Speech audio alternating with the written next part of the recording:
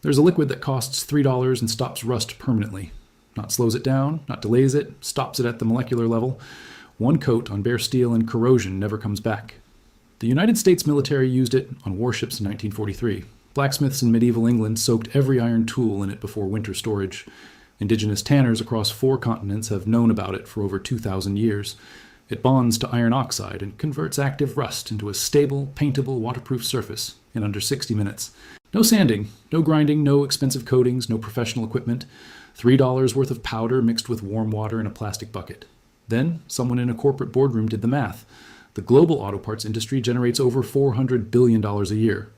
Rust is the single biggest reason people replace body panels, brake lines, exhaust systems, and suspension components.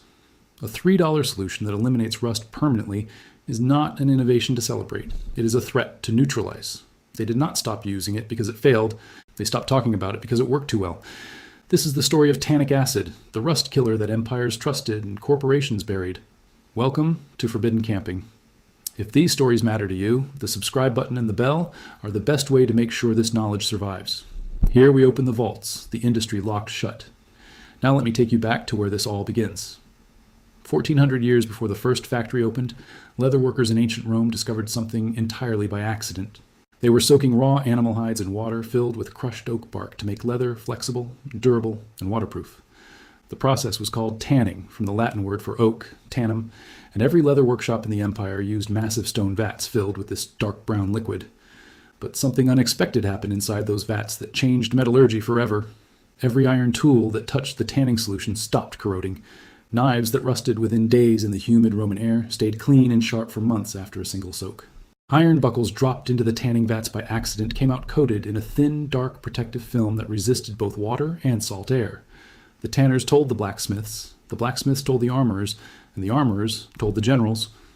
By the 2nd century, Roman legionnaires were treating iron weapons with concentrated oak bark extracts before long campaigns into Gaul and Germania. Military blacksmiths at frontier outposts soaked chainmail in tannin baths after every river crossing and every rainstorm. Garrison records carved into tablets at Vindolanda, a Roman fort near Hadrian's Wall, reference iron preservation baths using bark solutions. That is a 2,000-year-old military maintenance manual describing the exact same chemistry you are about to learn today. And Rome was not alone. By the 7th century, Persian metalworkers in Isfahan were using crushed pomegranate rind, which contains over 28% tannic acid, to protect sword blades from brutal desert humidity. Japanese swordsmiths developed their own version using fermented persimmon juice, rich in condensed tannins, to coat the soft iron core of katana blades before the final clay tempering process. In West Africa, Yoruba ironworkers extracted tannins from shea bark and acacia pods and applied them to hoe blades and machetes that survived 6 months of unrelenting tropical monsoon. In South America, Mapuche metalworkers used quebracho tree extract, one of the most tannin-dense woods on Earth, to preserve iron tools traded from Spanish colonists. Every civilization with iron and forests arrived at the same conclusion independently. That is not folklore. That is convergent chemistry discovered by observation across thousands of years and dozens of cultures. Fast forward to 1813, in a cramped laboratory in Paris. A French chemist named Michel Eugène Chevreul isolated tannic acid as a pure compound for the first time in recorded history. He documented its reaction with iron oxide and published his findings in the Annales de Chimie, one of the most respected scientific journals in Europe. For the first time, laboratory science could explain what blacksmiths and tanners had known since antiquity. Tannic acid reacts with iron 3 oxide, the orange flaky compound we call rust, and converts it into iron 3 tannate. Iron tannate is a dark blue-black compound that is completely insoluble in water. It does not flake, does not spread, does not weaken the underlying metal, and bonds permanently to the steel surface at the molecular level. Chevreul described it as a chemical conversion rather than a surface coating, and that distinction matters enormously. A coating sits on top of rust and eventually peels away, exposing the problem again. A conversion transforms the rust itself into the protective barrier. The disease becomes the cure. You apply the solution, the rust converts, and the surface seals itself from the inside out. By 1850, the British Royal Navy began formal testing of tannic acid solutions on iron warship hulls docked at Portsmouth Harbor. Results were documented in Admiralty maintenance logs preserved at the National Archives in Kew. Ships treated with tannin solutions showed 60% less hull corrosion over a 5-year period than identical ships treated with standard lead-based paints. 60% less corrosion with a solution that cost pennies per gallon. The Admiralty expanded testing to anchor chains, rudder assemblies, and below waterline fittings across the entire Channel fleet. But here is where the story takes a very dark turn. Before I go further, everything I have revealed barely scratches the surface of what has been hidden from you. I spent months gathering the survival techniques, the DIY methods, and the suppressed knowledge that industries have buried for decades. All of it is inside the complete forbidden camping vault, the solar water heater. The energy companies do not want you to build for $20 in scrap parts. The earth battery that generates free electricity from two metals and wet soil. The biosand water filter that purifies contaminated water for less than $15. The atmospheric water generator that pulls clean water from thin air using salt and sunlight. The earth tube cooling system that drops any shelter temperature by 40 degrees without electricity. The Trombe wall passive heating method that slashes heating costs by 70% with black paint and glass. The rainwater harvesting system that captures hundreds of gallons for free. The Mylar bag food preservation technique that keeps emergency supplies edible for 25 years. And now the Tannic acid rust elimination guide that protects every tool and vehicle you own for $3. 9 survival guides in one vault, 0 filler, every page built for immediate action. The link is in the description right now.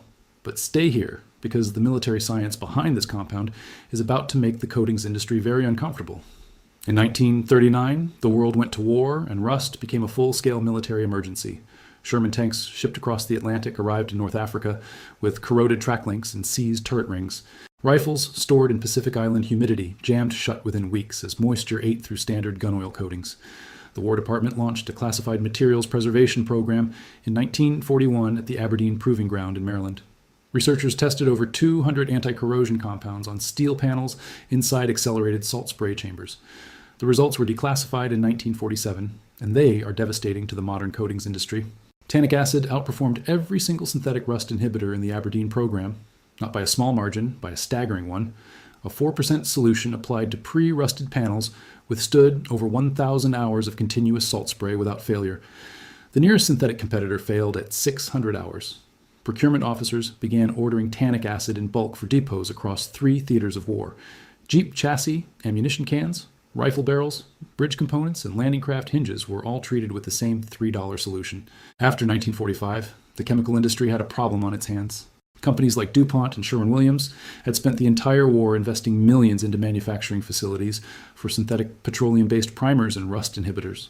They had built sales teams, distribution networks, and marketing departments around products that cost 10 to 50 times more than tannic acid. A powder that any mechanic could mix in a coffee can for $3 was not a product opportunity. It was an existential threat to their entire business model. If you have made it this far, you already know more about rust elimination than 99% of mechanics, engineers, and car enthusiasts combined. Subscribe and share this with someone who deserves to stop throwing money at a problem that blacksmiths solved 2,000 years ago. Everything the coatings industry buried is inside the forbidden camping vault. 9 guides, link in the description. Now stay with me, because what comes next is the part they really do not want you to hear. The suppression was not dramatic, it was systematic and quiet. By 1952, the American coatings industry had consolidated into a handful of corporations, controlling over 70% of the domestic rust prevention market. Their entire revenue model depended on a single elegant principle. Rust must always be treated as a recurring problem, never as a solved one. Think about that for a long moment. Every can of rust primer on the shelf at your hardware store assumes you will need another can in 18 months. Every undercoating service at the dealership assumes the customer will return next winter for a fresh application. Every replacement rocker panel, every new exhaust pipe, every aftermarket wheel well patch exists because the original part was designed to corrode and be repurchased. The auto parts aftermarket in the United States alone generates over $300 billion in annual revenue. Corrosion-related repairs account for roughly 30% of that staggering total. That is $90 billion flowing through garages, dealerships, and body shops every single year because of rust damage alone. A permanent $3 solution does not fit anywhere inside that economic engine. A permanent solution is not what the aftermarket wants. It is what the aftermarket has worked for 80 years to make sure you never find. Tannic acid cannot be patented because it is a naturally occurring compound found in oak bark, tea leaves, chestnut wood, grape seeds, and dozens of common plant sources. You cannot build a subscription business around a powder that any person can buy in bulk for less than the cost of a fast food meal. You cannot create a service franchise empire selling a treatment that anyone with a bucket and a foam brush can apply in their own driveway. And you absolutely cannot justify a $500 dealership rust protection package when the primary active ingredient can be brewed from a box of black tea bags. So the industry did what industries always do when a cheap solution threatens expensive revenue. They repackaged it, marked it up, and made sure nobody recognized the original. The commercial rust converter products you see at every hardware store for $15 to $30 per bottle contain tannic acid as their primary active ingredient. Pull up the safety data sheet on any major brand rust converter sold in the United States, and you will find tannic acid listed right there in the chemical composition section. They take $3 worth of naturally occurring powder, dissolve it in petroleum solvents, pour it into a branded bottle with aggressive marketing, and sell it back to you at 10 to 15 times the actual cost. The chemistry inside that bottle is identical to what Roman blacksmiths used. The only difference is the label and the markup. The 1978 Consumer Product Reformulation Guidelines made the disguise even easier.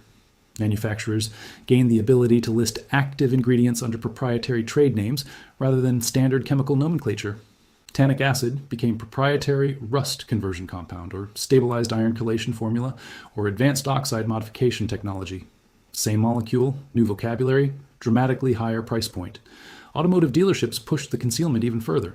Dealer-applied rust protection packages costing anywhere from $500 to $2,000 use spray on compounds that contain tannin derivatives blended with petroleum wax and mineral spirits. The tannic acid performs the actual conversion. The wax gives it that premium factory-applied appearance, and the price tag convinces you that you are receiving space-age technology. You have been paying luxury prices for a compound your great-grandmother extracted from acorns in her backyard. And nobody in the outdoor community has been hit harder by this suppression than campers and overlanders. Think about every piece of metal gear you own, every axe head that develops orange spots after one rainy weekend in the field, every carbon steel fixed blade knife that shows pitting after a single night of campfire humidity, every cast iron skillet that comes home from a camping trip with rust patches despite your best seasoning efforts, every steel tent stake that you throw away after 2 seasons, because the rust makes them too rough to drive into packed ground. Every vehicle frame on every overlanding truck and SUV that is slowly being eaten alive by road salt and trail splash. Rust destroys more outdoor gear than physical impact, trail abrasion, and ultraviolet exposure combined. And the permanent solution has been growing in the forest the entire time, waiting for someone to remember. Here is exactly what to do, and it is almost insultingly simple. Go to any grocery store, health food supplier, or online bulk retailer and purchase food-grade tannic acid powder. A 100-gram bag costs between $3 and $5 and treats approximately 40 square feet of rusted metal surface area. Measure 4 grams of tannic acid powder and dissolve it in 100 milliliters of warm water. Stir until fully dissolved. The liquid should turn the color of strong black tea. That is your rust conversion solution. The same fundamental chemistry the Romans used, the same formula the British Navy documented, the same compound the United States military deployed across 3 continents. Take a wire brush or coarse steel wool and scrub the rusted surface to remove any loose, flaking material. You do not need to sand down to bare, shiny metal because this solution converts existing rust rather than requiring you to remove it. Apply the tannic acid solution evenly across the rusted area using a cheap foam brush, a cotton rag, or a simple spray bottle. Within 10 to 15 minutes, you will watch the rust begin changing color from orange-brown to dark blue-black. That visible color shift is the molecular conversion happening before your eyes, as iron 3 oxide becomes iron 3 tannate in real time on the surface of your metal. Let the treated surface air dry completely, which takes approximately 2 to 4 hours depending on ambient temperature and humidity. Once fully dry, apply a second coat following the same process for maximum conversion depth and protection. After the second coat cures, the surface is ready to accept any top coat you choose: paint, oil, wax, rubberized undercoating, or polyurethane. The converted iron tannate surface actually bonds more effectively to paint and top coats than bare polished steel does. For camp tools like axes, hatchets, machetes, and fixed blade knives, apply the conversion solution and finish with a thin coat of boiled linseed oil or melted beeswax rubbed on with a cloth. For vehicle frames, wheel wells, and undercarriages, apply the solution and follow with a rubberized spray undercoating, or even a film of used motor oil. For cast iron cookware, apply a light coat of the solution to rust spots. Let it convert and dry. Then re-season the piece in a 350-degree oven as normal. 100 grams of tannic acid powder is enough to treat an entire full-size truck frame, a complete set of camp tools, and a full season of cast iron cookware maintenance. Total investment, $3 and roughly 45 minutes of your afternoon. Compare that to a professional automotive rust treatment service charging $300 to $800 for what is fundamentally the same molecular reaction, performed with a fancier spray gun. A mechanic working on trucks in rural Montana began documenting his tannic acid treatments on a 1997 pickup frame in 2019. After 3 consecutive winters of heavy road salt exposure, the treated sections showed absolutely zero rust recurrence. Zero new corrosion after 3 Montana winters. Untreated control sections on the same truck frame developed visible new surface rust within 8 months. The chemistry does not wear off because it is not a coating sitting on the surface waiting to be breached. The rust itself has been molecularly transformed into the protective armor. Every civilization that worked iron understood this fundamental truth. Roman legionnaires knew it, standing over oak bark, tanning pits on the frontier of empire. Persian swordsmiths knew it, soaking blades in pomegranate water beneath desert stars. Japanese craftsmen knew it, brushing persimmon lacquer onto folded steel in candlelit workshops. West African ironworkers knew it, painting shea bark extract onto machete blades before the rains came. Your great-grandparents knew it, boiling oak galls in a cast-iron kettle on the back porch every autumn. $400 billion in annual auto parts revenue depends on you never learning any of their names. $90 billion in yearly corrosion repair invoices depends on you believing that rust is an inevitable force of nature with no permanent cure. $15 bottles of rebranded tannic acid on hardware store shelves depend on you never once turning the bottle around and reading the ingredients list. But this knowledge did not disappear. It was priced out of your awareness, buried under marketing budgets, and hidden behind proprietary trade names. Chemistry does not care about brand strategy. Iron tannate does not expire, and oak trees have never charged a licensing fee. If this vault changed how you look at the rust forming on your axe head, your truck frame, your camp stove, or your cast iron pan, then subscribe and share this video now. Every single share puts a crack in the wall they spent billions building around knowledge that was never theirs to lock away. Every subscription keeps this channel digging deeper into the vaults they thought were sealed forever. The next vault opens soon, and what is inside is the one thing every camper throws away that could generate enough heat to survive a blackout.